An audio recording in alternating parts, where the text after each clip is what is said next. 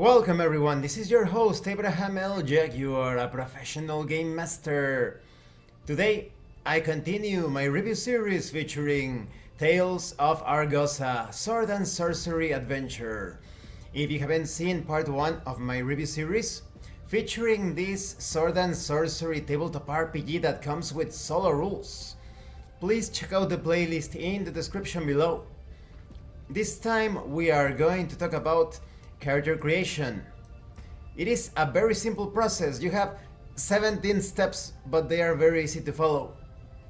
You also have a variant where you assign different values to the character creation process, but in its standard way.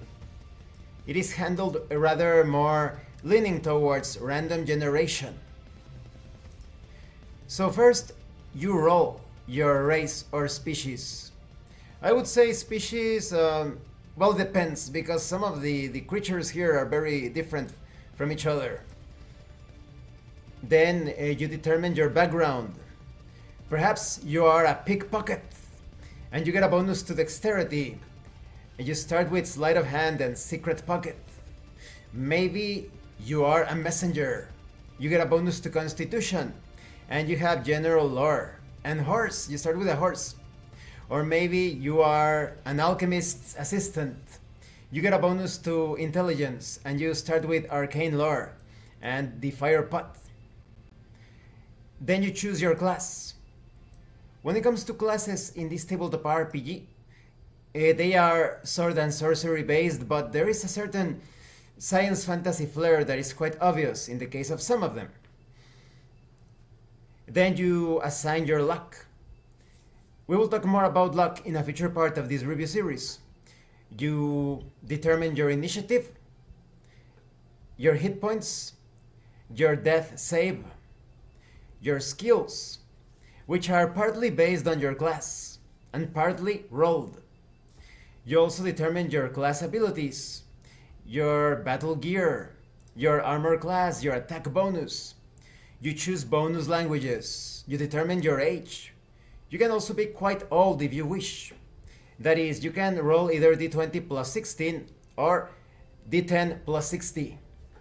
You can also name your adventurer, of course, determining your personality, some other type of trait. And you roll for a party bond. This is a connection to the other members of the party. The attributes are pretty self-explanatory. They are strength, dexterity, constitution, intelligence, perception, willpower, charisma, and you have some derived attributes from them, such as initiative, which is the average between the dexterity and intelligence. These attributes apply modifiers to your rolls. So for example, if you have a strength of between 13 and 14, you get a +1 in strength related tasks. But if you have a strength of between, let's say, 17 or 18, you would get a +3.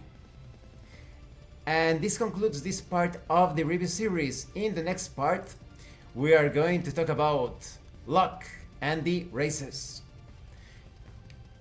I am actually quite amazed as to how many steps of character creation there are. 17, like you would think, wow, 17 steps. But they are all so simple. They are so easy to grasp and determine and generate that they feel more like less than half. It almost feels like 7 or 8 steps.